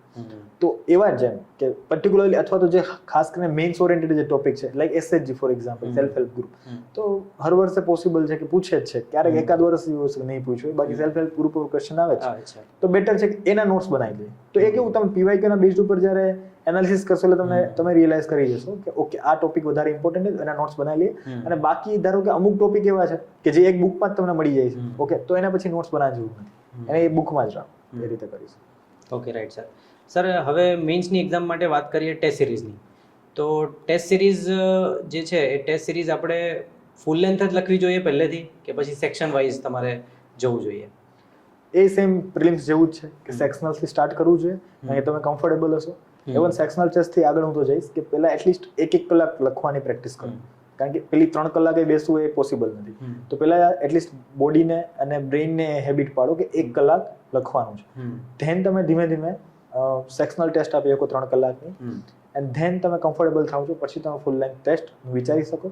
એન્ડ અલ્ટિમેટલી પછી જ્યારે યુપીએસસીની પેટર્નમાં કે પર ડે 2 પેપર લખવાના છે એ પણ એટલીસ્ટ 2 વાર એ સાયકલમાંથી નીકળવું જરૂરી છે. એટલે રિયલ એક્ઝામની પ્રેક્ટિસ તમારે એક દિવસમાં 2 પેપર, જેથી કરીને તમારું બોડી અને માઇન્ડ પ્રિપેર થઈ જાય. બાકી રિયલ એથિક્સના પેપરમાં જે લોકો મેન્સ લખે એને ખબર છે કે શું હાલત થાય છે મગજની, સેકન્ડ પેપરમાં તો એક્ઝોસ્ટ થઈ જાવ, એટલે એની પણ તમારે પહેલેથી પ્રેક્ટિસ કરવી જોઈએ. એ પણ એ જ સમયે લખવાની પ્રેક્ટિસ કરવી જોઈએ. એક્ઝેક્ટ એ જ ટાઈમ કે 9 થી 12 અને 2 થી 5 છે, બેક ટુ બેક 2 દિવસ છે, તો બેક ટુ બેક 2 દિવસ તમે જીએસના 4 પેપર લખો. Right sir. Sir test series આવે ત્યારે એક મારું ઓબ્ઝર્વેશન એવું છે કે મોડેલ આન્સર, આમ જોવા જઈએ તો મોડેલ આન્સર ક્યાંક ને ક્યાંક તમારે આન્સરમાં શું એનહેન્સ વેલ્યુ એડિશન કરવાનું છે એમાં હેલ્પ કરે, પણ સર ઘણા સ્ટુડન્ટ્સ એને લઈને પછી થોડોક ગભરાઈ જતા હોય છે, કારણ કે એ લોકો તો જે પણ ઇન્સ્ટિટ્યૂટ હોય એને મોડેલ આન્સર રિફર કરતા હોય તો એમને એવું લાગે કે હજુ મારો આન્સર તો આની એકદમ નજીક પણ નથી પહોંચી શક્યો. તો સર આવી સિચ્યુએશનમાં તમારે શું કરવું જોઈએ કે જે કોઈ કોચિંગ ઇન્સ્ટિટ્યૂટની ટેસ્ટ છે એ તમારે એના આન્સર્સ તમારે જોવા જોઈએ કે કોઈ ટોપર્સની કોપી છે તો એમાંથી તમારે આન્સર્સ જોવા જોઈએ, એમાં શું અપ્રોચ હોવો જોઈએ? પહેલું તો એ જ કે કોઈ પરફેક્ટ આન્સર તો ક્યારેય પહોંચવાનું જ નથી. તો હંમેશા એ વાતનું જ્ઞાન હોવું જરૂરી છે કે મતલબ અજ્ઞાનતાનું જ્ઞાન હોવું જરૂરી છે કે ભાઈ ઇગ્નોરન્સની મારી લિમિટ શું છે એ મને ખબર છે, નંબર 1. તો હું મારે ખુદને એમ જ સ્ટ્રેચ નહીં કરું કે નહીં મેં પરફેક્ટ આન્સર કેમ ના લખ્યો. સૌથી ઇમ્પોર્ટન્ટ આઈડિયલ આન્સર કરતાં ડેઇલી બેઝ પર લખવું વધારે જરૂરી છે. તો તમારું મોટિવેશન એ તરફ ચેનલાઇઝ કરો કે હું ડેઇલી લખી કેમ આવું, હું શું લખું છું, કેટલું સારું લખું છું, એના કરતાં ઇમ્પોર્ટન્ટ છે કે ડેઇલી લખવાની ટ્રાય કરું, કારણ કે હું ડેઇલી લખીશ તો ધીમે ધીમે ડેફિનેટલી ઇમ્પ્રૂવ કરું, ઓટોમેટિક ઇમ્પ્રુવમેન્ટ આવશે. તો આઈ થિંક એક આ અપ્રોચ આ શિફ્ટ કરવાની જરૂર છે. તો મારા કેસમાં હું ક્યારેય મતલબ મારા આન્સર ઓબ્વિયસલી મને ક્યારેય ગમ્યા નથી, હજી નથી ગમતા, બટ ધેટ ડઝન્ટ મીન કે હું ડિસ્કરેજ થઈ જાઉં કે યાર હું આવું કેમ લખું છું, અથવા તો મોડેલ આન્સરમાં તો આ બધી વસ્તુઓ છે કે ટોપર કોપીમાં તો આ બધું છે. ડિસ્કરેજ ક્યારેય ના થાવ, આ સૌથી ઇમ્પોર્ટન્ટ. હતાશ ન થાવ, number 1. And number 2, B happy. I mean you learn something new. કે મેં ધારો મોડેલ આન્સરમાંથી મેં કંઈ જોયું તો મારું તો છે જ, પણ મેં 1-2 વસ્તુ નવી જાણી લીધી, તો બી હેપી. નોટ વાઇસ વર્સા કરે યાર આ કેમ મને યાદ નહીં. તો ઇનિશિયલ અપ્રોચ મારો આ હતો, બટ ધેન આઈ રિયલાઇઝ કે સૌથી ઇમ્પોર્ટન્ટ છે ડેઇલી બેઝ ઉપર લખવું. એન્ડ જ્યારે તમે મોડેલ આન્સર આરે કમ્પેર કરો છો કે ટોપર્સ કોપી આરે, તો એમાંથી મતલબ બી હેપી એમ કે ઓકે મેં કંઈક નવી વસ્તુ જાણી, હવે હું નેક્સ્ટ ટાઈમ ટ્રાય કરીશ કે આ વસ્તુ મારા આન્સરમાં આવે. ઓકે, એટલે તમે ડેલી આન્સર રાઇટિંગ કરો છો એનું પણ એક કમ્પાઇલેશન અથવા નોટ્સ જેવું તમારે પ્રિપેર કરવું જોઈએ. એટલે એક જગ્યાએ એ પ્રોપર એના એક સ્પાઇરલમાં જ રાખો કે જેથી કરીને ડેટ સાથે રાખો, જેથી કરીને તમને ખબર હોય કે તમે કેટલા કન્સિસ્ટન્ટ હતા, કે તારીખ જોશો એટલે ખબર પડી જાય, અને એક જગ્યાએ સ્પાઇરલમાં જ રાખો. રાઈટ. તો સર ટોપર્સની જે કોપી જે છે એનો તમે મેઇન્સની એક્ઝામમાં કેવી રીતે ઉપયોગ કર્યો હતો? હું એમ કહીશ કે સૌથી ઇમ્પોર્ટન્ટ જો મારા કેસમાં મેઇન્સમાં સૌથી હેલ્પફુલ રહ્યું હોય, તમે જે કીધું ને લાસ્ટ અટેમ્પમાં હું વર્ક કર્યું ટોપર્સ કોપી, મતલબ મેં લિટરલી મેઇન્સના ટાઈમે એક કલાક હું ટોપર્સ કોપી વાંચવામાં આપતો હતો મેઇન્સના ટાઈમ આફ્ટર પ્રિલિમ્સ, મતલબ રિઝલ્ટ આવ્યા પછી. તો લાઈક ઘણા બધા ટોપર્સ લાઈક સૃષ્ટિ શર્મા મેમ છે, અથવા તો અનુદીપ દુર્સેટી સર કે ગૌરવ અગ્રવાલ સર, તો આ બધાના મેં કન્ટિન્યુઅસ લાઈક 1 કલાક હું ડેઈલી બેઝ વાંચતો ને જસ્ટ વાંચતો જ નહીં. ધારો કે હું મેં કમ્પાર્ટમેન્ટ પાડી નાખ્યા હતા GS1, GS2, GS3, GS4 બરાબર, અને એસ. તો ધારો કે હું GS1 વાંચું છું તો હું એ જોતો કે ભાઈ કોઈ નવી વસ્તુ ઇન્ટરેસ્ટિંગ મને લાગે ને એ ટોપર્સના પેલામાંથી કોઈ એક્ઝામ્પલ, કોઈ ફેક્ટ્સ, તો હું એ જગ્યાએ લખતો પણ જતો હતો, અને હું રિવાઇઝ પણ કરતો હતો અને ટ્રાય કરતો મારા આન્સરમાં, કારણ કે ત્યાં તમને બધું રેડી ફોડર મટીરિયલ મળી ગયું છે. ટોપર એકદમ કહે ને કે માખણ છે, ચર્નિંગ થઈને જે અલ્ટિમેટ જે અને પણ ઇમ્પ્લિમેન્ટ થઈ શકે. હા, તો એન્ડ રેગ્યુલર વાંચશો તો બીજો એક સબકોન્શિયસલી ફાયદો એ થશે કે સ્ટ્રક્ચરિંગ તમારું ધીમે ધીમે સારું થવા મળશે. તમને એ ખબર પડવા મળશે સબ હેડિંગ કેમ પાડવા, ક્વેશ્ચનની ડિમાન્ડ કેમ એડ્રેસ કરવી, આ વસ્તુ તમને ધીમે ધીમે ખબર પડશે. લાઈક તમે ટોપર્સની કોપી જો એકદમ એક્ઝેક્ટ જે ક્વેશ્ચનની ડિમાન્ડ છે એ આધારે જ લખતા હશે, કોઈ આજુબાજુની વસ્તુ નહીં. તો આ ધીમે ધીમે ડેવલપ થશે. તો ડેઈલી બેઝ ઉપર પેલો ફાયદો તો એ થઈ ગયો કે તમને નવું કન્ટેન્ટ મળી ગયું, અને બીજું કે ઇનડાયરેક્ટલી તમને આન્સર કેમ લખવા એ અપ્રોચ મળશે, એ ઇનસાઇટ્સ મળશે. તો ટોપર્સ કોપી એ બહુ મોટો રોલ છે મારી પ્રિપેરેશન. સર, તમારી વાત સાંભળીને તો એવું લાગે છે કે ઘણી વખત થોડા કોઈ કોચિંગ ઇન્સ્ટિટ્યૂટની ટેસ્ટ સિરીઝ છે એના મોડેલ આન્સર તમે રિફર કરો, એના કરતાં તમે કોઈ સારા ટોપરની કોપીને જે એક મોડેલ આન્સર તરીકે લો કે એણે જે પેપર લખ્યું છે એ જ પેપર તમે લખો, અને પછી તમે એના જ આન્સર સાથે કમ્પેર કરો તો પણ તમને રિયલ આન્સર જોવા મળે.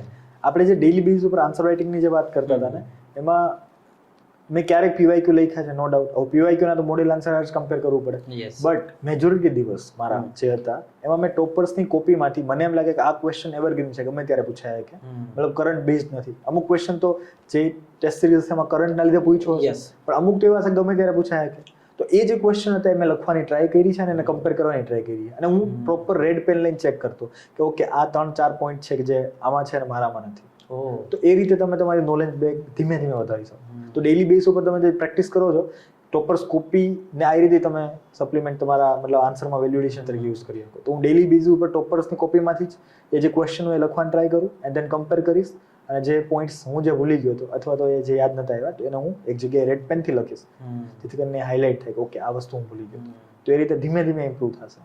તો એ રીતે યુઝ કરીએ કાંઈ ટોપર્સ કોપી. અને એ જે રેડ બુલેટ પોઈન્ટ્સ જે તમે લખ્યા છે એને રિવાઇઝ પણ કરવાની ટ્રાય કરો, એમ કે ઓકે આ વસ્તુ હું ભૂલી ગયો ત્યાં. અને સેમ મેં જેમ કીધું કે ટોપર્સ કોપીમાંથી જે નોટ્સ બનાવતા હતા એનું રિવિઝન કરતો હતો. તો બે એક વસ્તુ એ બે એકારે હાલતી હતી કે ટોપર્સમાંથી હું ટોપર્સ કોપીમાંથી જ મારા નોટ્સ પણ હું બનાવતો હતો, અને એટ ધ સેમ ટાઈમ મારા આન્સર્સને હું વેલ્યુ એડિશન કરતો હતો ડેઈલી બેઝ ઉપર જે લખતો હતો એમાં. એ રીતે તમે toppers copy must, I would સે કે આન્સર રાઇટિંગ પછી જો સૌથી વધારે ઇમ્પોર્ટન્ટ મને જે લાગતું હોય મારા મત મુજબ toppers copy. Toppers copy must હોવી જોઈએ તમારા શેડ્યુલમાં.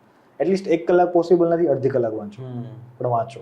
અને ખાલી વાંચો જ નહીં, ઇવન ત્યાં તમે બ્રેન સ્ટ્રોમિંગનો યુઝ કરી શકો. જેમ કે તમને બ્રેન સ્ટ્રોમિંગનું મન લખવાનું મન નથી, તો જેમ કે ક્યારેક એકદમ તમારું મૂડ નથી, તો હું એવું કરતો કે ધારો કે કોઈ ક્વેશ્ચન છે એ વાંચો ટોપર્સ કોપીમાંથી, એન્ડ ધેન આંખ બંધ કરીને 30 સેકન્ડ કે 1 મિનિટ તમે બ્રેન સ્ટ્રોમ કરો કે આમાં તમે હું લખી શકશો, એન્ડ ધેન પછી ટોપર્સનો આન્સર જો. તો આવી પ્રેક્ટિસ થઈ શકે. લખવાનું મન નથી, ક્યાંથી ક્વેશ્ચન લાવવા એ ખબર નથી પડતી, તો આવું તમે પ્રેક્ટિસ કરી બ્રેનસ્ટોર્મ કરો અને ટોપરનો એન્ડ ધેન પછી જો, તો ધેન યુ ફીલ કે અરે તો એ એની વેલ્યુ થશે. બાકી તમને અરે આ તો હું લખી શકું, લાઈક મેજોરિટી મેં ફીલ કર્યું છે, મને એવું લાગતું કે હું ટોપરની જેમ લખી શકું. પણ ટાઈમ બાઉન્ડ મેનરમાં જ્યારે તમે ડાયરેક્ટ જ્યારે ટોપરની કોપી વાંચો ને લાગે એટલું સિમ્પલ લખે છે, આ ટોપર કેમ થઈ ગયું, UPSC માં કંઈક ભૂલ લાગે, બટ ટાઈમ બાઉન્ડમાં એ લખવું અને પ્રેશર સિચ્યુએશન ને વખતે કેટલી હોય, વેરી ડિફિકલ્ટ. Right sir.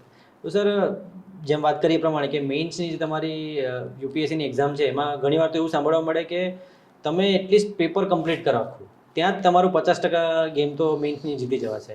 એટલે કે વાત છે સર કે રાઇટિંગ સ્પીડની, કે તમારું નોર્મલી તમે શાંતિથી લખો છો તો તમારા આન્સર પણ બહુ જ સારા આવે છે, અક્ષર પણ બહુ જ સારા આવે છે, પણ મેઇન્સની એક્ઝામમાં એસ્પિરન્ટને જો સૌથી મોટો પ્રોબ્લેમ આવે તો એ પેપર કમ્પ્લીટ કરવાનો છે. તો સર રાઇટિંગ સ્પીડ વધારવા માટે શું કરવું જોઈએ? ડેફિનેટલી આઈ મીન તમે જેમ કીધું 50% ગેમ તો પેપર પૂરી થાય એમાં યસ સર, અને બહુ ટફ છે પેપર ઇટ પૂરા ઇઝ વેરી કરવાનું. ટફ પર્ટિક્યુલરલી એથિક્સનું પેપર પૂરું કરવું એટલે it is very very difficult. Difficult. તો એના માટે એક જ સિમ્પલ અપ્રોચ છે કે બ્રેઇનને તમે એ રીતે ફંક્શન કરતા શીખાડો કે ટાઈમ બાઉન્ડમાં ક્વેશ્ચન્સ કેમ લખાય. અને એના માટે લિટરલી મતલબ તમે પ્રેક્ટિસ જ્યારે ડેઇલી બેઝ ઉપર કરતા હો ત્યારે ટાઈમરને સામે રાખી અને તમે 10 માર્કર ક્વેશ્ચન ધારો કે આજે તમારો પ્લાન છે કે 5 ક્વેશ્ચન હું લખીશ 10 માર્કર, તો 7 મિનિટ મળે છે 10 માર્કર ક્વેશ્ચનમાં, તો હું 7 મિનિટમાં 5 ક્વેશ્ચન લખીશ, મીન્સ 35 મિનિટ્સમાં લખીશ. તો ટાઈમર સામે હોવું જોઈએ, બરાબર. પહેલો ક્વેશ્ચન લખો છો 6:45 ની આસપાસ એટલે કન્ક્લુઝન લખી નાખો. પછી વર્ડ લિમિટ ના કઈ નહીં જોવાનું, કન્ક્લુઝન લખી નાખવાનું. એટલે તમને બહુ ખરાબ ફીલ થાય કે યાર ધારો કે 2 પેજ છે, બરાબર, પણ હું 1.5 પેજ નું લખી આવ્યો, બેસ્ટ ના આપી શક્યો હું. બેસ્ટ ના આપી આવ્યો. તો અમુક ક્વેશ્ચન જે નહીં આવડતો એમાં તો વધારે થશે. ઇટ્સ ઓકે, ઈ પ્રેશર આપવું જરૂરી છે. એ તમે વારંવાર જ્યારે બ્રેઇનને કરશો ને તો બ્રેઇન પછી એને ખબર પડી જાય કે એની હાવ મતલબ 7 મિનિટમાં 2 પેજ લખવાના જ છે, તો એ ધીમે ધીમે સ્ટ્રેચ થશે. તો ઇનિશિયલી જસ્ટ લખવાની ટ્રાય કરો, જેમ મેં તમને કીધું હતું પહેલા.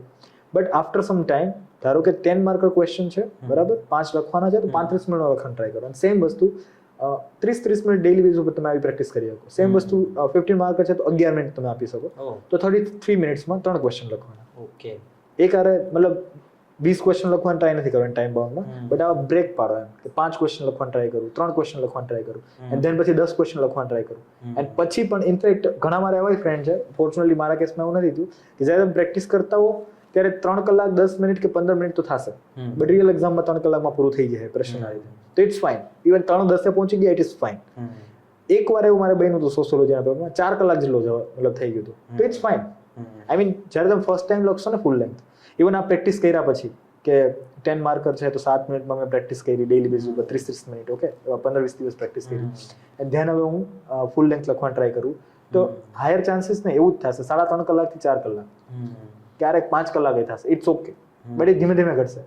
જસ્ટ હમણાં હું એક મારા ફ્રેન્ડ જોડે વાત કરતો હતો, એની આ વખતે ફર્સ્ટ મેન્સ છે યુપીએસસીની, તો એને જ્યારે ફૂલ લેન્થ પહેલી ટેસ્ટ લખી તો 4 કલાક થયા હતા, અને અત્યારે 3 કલાકમાં લખી લી છે. આઈ થિંક 10મી કે 11મી ટેસ્ટ. તો એ ધીમે ધીમે થઈ જશે. ઇટ ઇઝ પ્રોસેસ, ધીમે ધીમે થઈ જશે. પણ પેશન્સ રાખવું પડે અને પ્રેક્ટિસ કરવી પડે. Ultimately have faith in yourself. કે હું કરી લઈશ. Ultimately yes. બધા જે પ્રશ્નો છે ને એનું એક જ રૂટ એ છે કે હું કરી શકીશ કે નહીં. આ બધાનો મતલબ એસેન્સ આ જ છે બધા ક્વેશ્ચન, અને એનો જવાબ એ જ છે કે yes I can do it. Okay, right. Self belief is must. UPSC clear કરવાનો એક જ મંત્ર છે, self belief. Okay. Self doubt આવશે એ નેચરલ છે, હું એમ નથી કહેતો સેલ્ફ ડાઉટ નહીં આવે. યસ. હજારો વાર આવશે, કદાચ લાખો વાર આવશે, but it's okay. Okay. I mean ultimately તમે તમારો વિઝન ક્લિયર હોવો જોઈએ, okay I want to do it and I will. કદાચ મારા ફ્રેન્ડ્સ મને કદાચ વધારે ડાઉટફુલ કરશે, સમટાઈમ્સ ફેમિલી, સમટાઈમ્સ એવા સર્કમસ્ટાન્સીસ લાઈક રિઝલ્ટ કન્ટિન્યુઅસ મળતા હશે, કોઈના પરસેપ્શન નહીં, આ તો ઓબ્જેક્ટિવ છે કે હું ફેલ થાઉં. ઓકે, એક તો પરસેપ્શન હોય એને તો આપણે સમજાય લે કે અરે એ તો પરસેપ્શન છે, મને કઈ ફરક નથી પડતો. ધારો કે બેક ટુ બેક ફેલ થાવ છો તો પણ it's okay. Have empathy towards yourself, I would say. બહુ સેલ્ફ ક્રિટિકલ બનવાની જરૂર નથી, એ નુકસાન વધારે કરે છે. રાઈટ. ઘણી વાર ફેલિયર મળી ગયા પછી લોકો પોતાની જાતને સેલ્ફ ટોર્ચર કરવા માંડે કે મેં આમ કેમ કરી દીધું, પેલું કેમ કરી દીધું, આટલી મોટી ભૂલ. Very unhealthy thing. It is mental health માટે તો મોસ્ટ અનહેલ્ધીએસ્ટ થિંગ છે. યસ. તો બેટર છે કે તમે એક have empathy towards yourself. Very true sir, very true. Sir, સામાન્ય રીતે જ્યારે કોમ્પિટિટિવ એક્ઝામની પ્રિપેરેશન હોય, ખાસ કરીને યુપીએસસી, તો લોકોના મનમાં એવું હોય કે હું દિલ્હી જઈને તૈયારી કરું, કાં તો પછી જીપીએસસીની વાત હોય તો ગાંધીનગર જઈને તૈયારી કરું, અથવા તો સ્પીપા કે એવા કોઈ ઇન્સ્ટિટ્યૂટ જે છે જે તૈયારી કરાવે છે એ ઇન્સ્ટિટ્યૂટ હું જોઈન કરું. તો તમે એ બધાથી થોડું અનકન્વેન્શનલ અપ્રોચ, એટલે કે તમારા ઘરે તમારા એકદમ ગામમાં રહીને પ્રિપેરેશન કરવાનું કેમ નક્કી કર્યું? આમાં પહેલી વસ્તુ તો એ છે કે દિલ્હી જવું અથવા ગાંધીનગર જવું કે સ્પીપામાં જવું, એ તમારું કયા ટાઈપનું વ્યક્તિત્વ છે એના ઉપર ડિપેન્ડ કરશે. લાઈક ડેફિનેટલી ધારો કે તમને સેલ્ફ ડિસિપ્લિનમાં પ્રોબ્લેમ આવે છે, તો બેટર છે કે એવું એક કંટ્રોલ એન્વાયરમેન્ટ હોય કે જ્યાં તમને ડિસિપ્લિન એન્શ્યોર થાય, અથવા તો એવું એન્વાયરમેન્ટ હોય કે જ્યાં બીજા પણ જે તમારા ફ્રેન્ડ્સ છે એ ડેઇલી બેઝ ઉપર વાંચતા હોય તો તમને પણ મોટિવેશન મળે. તો એ ટાઈપનું જો વ્યક્તિત્વ હોય તો. બટ લાઈક મારું વ્યક્તિત્વ, I was like I am in fact very introvert. તો મને એવું લાગે કે હું મારા પ્રાઇવેટ સ્પેસમાં વાંચતો હોય તો મારા માટે વધારે કમ્ફર્ટ. બીજું કે ગામડામાં વાંચવું એ મતલબ મારા માટે તો એડવાન્ટેજ જ હતો. પહેલી વસ્તુ તો એ જ કે શહેરોની જે આખી કહેવાય ને કે જે પ્રદૂષણ કયો અથવા તો જે આ દોડધામની જે આખી લાઈફ છે, ત્યાં સવારે હું ઉઠીશ, લાઈક પક્ષીઓનો કલરવ હશે, અથવા મસ્તનું સનરાઈઝ હશે તો I will feel more refreshed there. તો મને ગામડે રહીને મને તો હંમેશા ફાયદો થયો નહીં કે નુકસાન. એન્ડ ઘરે રહેવાનું એક રીઝન એ હતું કે પેલું તો આર્થિક કારણ તો હતા જ હતા કે ઇકોનોમિકલી એટલું પોસિબલ નહોતું કે એટલું ઇન્વેસ્ટમેન્ટ આમાં કરી શકાય. But at the same time બીજું રીઝન એ હતું કે ઘરે હોય તો 2-3 વસ્તુ કામ આવી જાય. પેલી તો એ કે ખુદનું વધારે કોઈ વસ્તુ મેનેજમેન્ટ ન કરવું પડે. ઘરે હોય તો મમ્મી છે બધું તમારું મતલબ ખાવા પીવાથી લે અને બધી વસ્તુઓ એકદમ પ્રોપર હાલતી હોય, તમારા મુજબ હાલતી હોય, તમે રાજા હો, બરાબર. તો એક છે હેલ્ધી ખાવાનું મળે પ્રોપર. એન્ડ બીજું કે સાયકોલોજીકલ સપોર્ટ એ મળે. લાઈક મારા કેસમાં મારા ફેમિલીએ જ્યારે હું ડિમોટિવેટ થયો તો હું ફ્રેન્ડ્સ કરતાં વધારે મેં ડિસ્કસ ફેમિલીમાં વધારે કર્યું કે લાઈક મને એવું જ્યારે ફીલ થતું કે હવે કદાચ નહીં થાય આ વસ્તુ, મારે છોડી દેવી જોઈએ કે કોઈ બીજી વસ્તુ કરવી, તો ત્યારે મને હંમેશા મોટિવેટ જો કર્યો હોય તો એ ફેમિલીએ કર્યો હોય.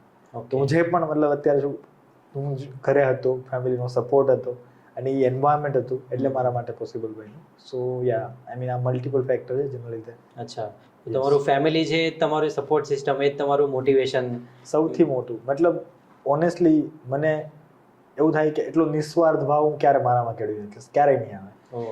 હું ઘણી વાર જ્યારે ફેલ થયો ત્યારે ઇનડાયરેક્ટલી મને એવું ક્યારેય ફીલ નથી કરાયું કે જેનાથી મને સેલ્ફ ડાઉટ આવે, ક્યારેય નહીં. તો કન્ટિન્યુઅસ સપોર્ટ. આઈ મીન હું ઘણી વાર ફેલ થયો. મતલબ મેં 2018માં પ્રિપેરેશન સ્ટાર્ટ કરી અને પહેલી સફળતા મને 2022માં મળી. તો 4 વર્ષ બહુ મોટો સમય કહેવાય. અને એમાં હું મલ્ટિપલ એક્ઝામમાં ફેલ થયો હતો, multiple exam including class 3 exams. તો એ બધી એક્ઝામોમાં ફેલ થવા છતાંય એક સતત અને સતત મારી અંદર એક વિશ્વાસ કે તું કરી લઈશ, આ જ વસ્તુ મને હંમેશા મોટિવેટ કરતી રહી. And that yeah I mean sir, એક ગામમાં રહી અને જ્યારે વાંચવાનું હોય ત્યારે કોઈ એવું તમારી પાસે કોમ્પિટિટિવ એન્વાયરમેન્ટ પણ નહીં હોય કે કોઈ એવું કે તમારો ફ્રેન્ડ પણ ના હોય કે જેની સાથે તમે ડિસ્કસ કરી શકો.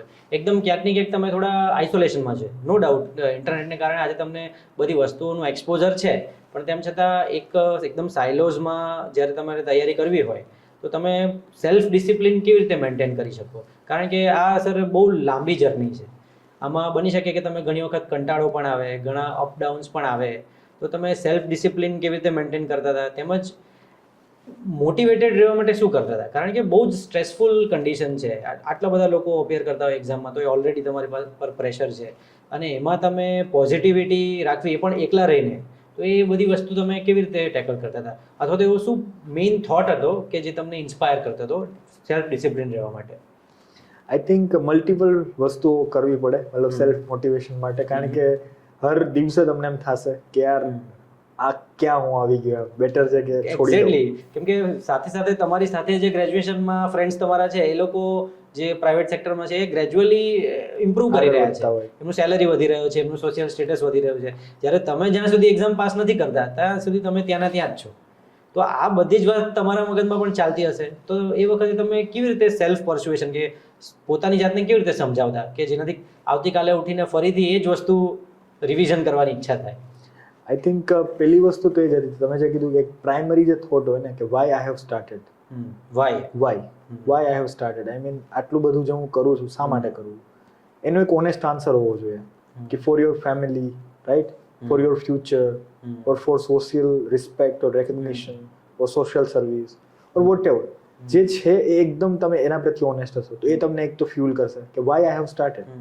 એન્ડ નંબર 2 કે સેલ્ફ મોટિવેશન રાખવાના અમુક રસ્તાઓ, પ્રેક્ટિકલ રસ્તાઓ છે. જેમ કે હું ઘણા બધા એસ્પાયરન્ટને કહેતો હોઉં છું કે ડેઇલી બેઝિસ ઉપર તમે એક્સરસાઇઝ અને મેડિટેશન, આ બે વસ્તુ જો તમારા રૂટીનમાં હશે તો એનાથી જે કહેવાય ને કે અપહીવલ હાલે ને થોટ્સના મલ્ટિપલ લેવલના ઓવર થિંકિંગ એન્ડ ઓલ, એ કંઈક અંશે શાંત થશે. ડેઇલી બેઝ ઉપર એક્સરસાઇઝ નંબર 1 એન્ડ મેડિટેશન.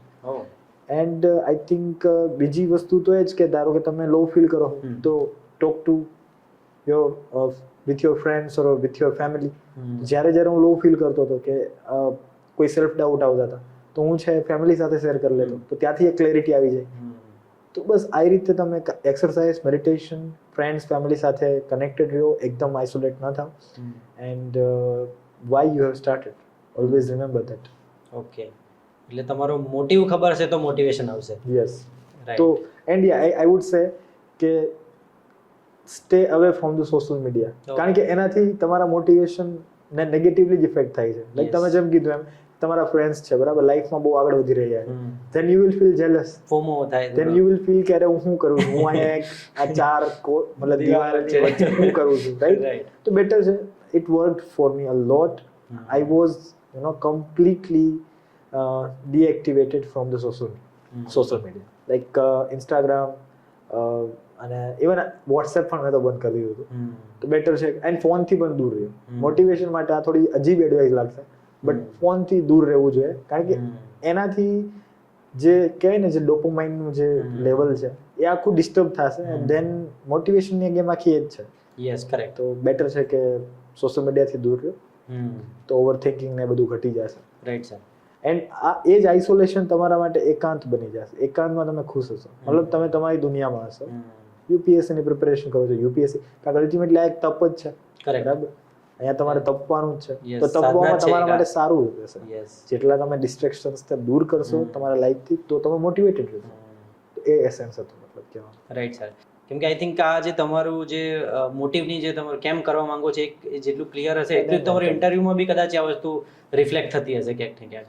ઇન્ટરવ્યુમાં થશે ને ઇન જનરલ પણ લાઈફમાં રિફ્લેક્ટ થશે. તમારા ડેઇલી બેઝિસ ઉપર ઇન્ટરવ્યુ તમે એક પર્ટિક્યુલર 30 મિનિટની ઇવેન્ટ કહો છો પણ પ્રિપેરેશનનો જે ફેઝ છે ત્યાં પણ રિફ્લેક્ટ થશે. રાઈટ. રોજ સવારે ઉઠીને તમે કન્ફ્યુઝ હશો, તમે જેમ કીધું મોટિવેશન નહીં ફીલ થાય. ઓકે. તો આ વસ્તુ છે. તમે જો પાવર એન્ડ ગ્લેમર જ હશે તો why you have started power and glamour જવાબ આવશે તો ઓબ્વિયસલી તમે એમ થાય કે યાર છોડો આના માટે જ નથી કરતું. તો એ નહીં રહી સસ્ટેન. કરેક્ટ છે.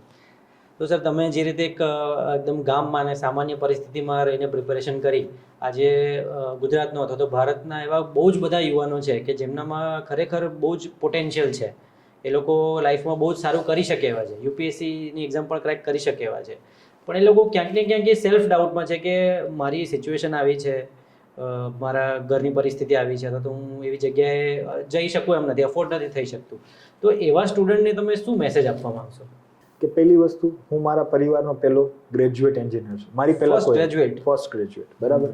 તો શૈક્ષણિક રીતે પણ પરિવાર અમારું એટલું સારું નથી. આર્થિક સ્થિતિની વાત કરું તો પપ્પા છે કડિયા કામ કરે છે, મંથલી મીગર ઇન્કમ. ઓકે, તો આર્થિક સ્થિતિ પણ એટલી સારી નથી. ત્રીજું, ધારો કે રિજનલ લેંગ્વેજમાં ભણ્યા છો અથવા તો એટલું સારું એજ્યુકેશન નથી મળ્યું, હું સરકારી શાળાઓમાં જ ભણ્યો છું. તો એ પણ એક જે લોકો વીકનેસ અત્યારે કન્સિડર કરતા હોય તો હું એને એ જ કહીશ કે આ જે બધા મનના આપણા જે ડાઉટ છે એને બાજુમાં મૂકી અને જો તમે ડિસિપ્લિનથી ડેડિકેશનથી કામ કરશો તો ડેફિનેટલી તમે જે પણ અચીવ કરવા માંગો એ કરી શકશો. હું એકદમ ઓનેસ્ટલી કહીશ કે એક સાધારણ બુદ્ધિમત્તા ધરાવતો વ્યક્તિ કે જેમનું થ્રુ આઉટ માર્ક્સ તમે જોશો તો એવરેજ વિદ્યાર્થી જેટલા જ રહ્યા છે. તો એવું નહોતું હું બચપનથી હોશિયાર હતો, એક એવરેજ વિદ્યાર્થી અને એક એવરેજ જે કહેવાય ને કે જે બધા જનરલી ઇન્ડિયન્સ પ્રોબ્લેમ ફેસ કરતા હોય છે એ જ પ્રોબ્લેમ ફેસ કરીને ગામડામાં રહીને કોચિંગ વગર, મેં કોઈ કોચિંગ જોઈ નહોતું કર્યું, ગુજરાતી ભાષામાં હું જો એક્ઝામ ક્લિયર કરી શકતો હોય તો મને લાગે છે કે ધેર ઇઝ મતલબ ample scope to clear exam. I mean હું જો કરી શકું તો મને લાગે કે કોઈ પણ કરી શકે. Right sir. So this is my message. તમારી સક્સેસ જ તમારો સંદેશ છે કે yes, I mean it is possible. I mean મારા જેવો એક સામાન્ય કક્ષાનો વ્યક્તિ જો કરી શકતો તો ઇટ ઇઝ કંઈ પણ પોસિબલ છે. Right sir. લાઈફમાં કંઈ પણ પોસિબલ છે. બસ સપનાઓ ઊંચા જો, એના ઉપર વિશ્વાસ રાખો અને દિલથી મહેનત કરો. ડેફિનેટલી ક્યારેક ડિલે થશે પણ સફળતા મળશે. તો સર એવું કહેવાય કે જ્યારે તમે પર્વતની ટોચ પર પહોંચી જાઓ ત્યારે તમે કયા રસ્તે ચડીને આવ્યા છો એ તમે બહુ જ સરળતાથી જોઈ શકો. શરૂઆતમાં તમને ના ખબર હોય કે હું બરાબર જઈ રહ્યો છું કે નહીં, પણ જ્યારે તમે ટોપ પર પહોંચી જાઓ ત્યારે તમને રિયલાઇઝ થાય કે ભાઈ આ વસ્તુ હતી જેને કારણે મને આ સફળતા મળી. તો સર આજે આટલી સરસ જીપીએસસી પાસ કરી, તમે યુપીએસસી બેક ટુ બેક 2 વખત પાસ કરી, આગળ એસટીઆઈની મતલબ દરેક લેવલની એક્ઝામ તમે ક્રેક કરી, તો ત્યાર પછી તમને એવું શું લાગે છે? કારણ કે સિચ્યુએશન્સ જે પરિસ્થિતિઓ છે એ કંઈ બધી ફેવરેબલ નહોતી, રાઈટ, પણ તેમ છતાં તમારા વ્યક્તિત્વમાં એવા કયા ટ્રેટ્સ, તમારા વ્યક્તિત્વમાં એવી કઈ વસ્તુ હતી કે જેને કારણે આજે તમને એવું લાગે છે કે તમે આટલા સફળ થયા? આઈ થિંક પહેલું તો આ ડિસિઝન મેકિંગ. કારણ કે જ્યારે મેં ફર્સ્ટ ટાઈમ યુપીએસસીનો અટેમ્પ આપ્યો અને પ્રિલિમ્સ તો પાસ થયો બટ મેઇન્સમાં ફેલ થયો તો મને એ ખબર પડી ગઈ કે આ જર્ની બહુ લાંબી ચાલવાની. તો ત્યારે મેં ડિસિઝન લીધું કે બેટર છે કે અત્યારે હું જોબ સિક્યુરિટી વિચારું. તો ફર્સ્ટ અટેમ્પમાં જ મેં રિયલાઇઝ કર્યું કે પ્લાન બી ને પહેલાં એક્ઝિક્યુટ કરી દેવામાં આવે અને ઇટ વર્ક ફોર મી. જો હું એસટીઆઈ બન્યો પછીની જેટલી પણ એક્ઝામો આવી બેક ટુ બેક મેં ક્લિયર કરી છે, પછી આ જીપીએસસી હોય કે યુપીએસસી હોય. બરાબર. તો એક તો ડિસિઝન મેકિંગ કહીશ અને બીજું કે એક કમિટમેન્ટ કે યાર મારે મતલબ યુપીએસસી ક્લિયર કરવી જ છે. જેમ કે મારા પરિવારની હું વાત કરું તો કોઈ ક્લર્ક પણ નથી. જ્યારે મારા માટે મતલબ અમારા પરિવારમાં STI થી તો બધા ખુશ હતા એમ કે ચલો બહુ સારી જોબ મળી ઓફકોર્સ કે સેટ થઈ ગયો છોકરો.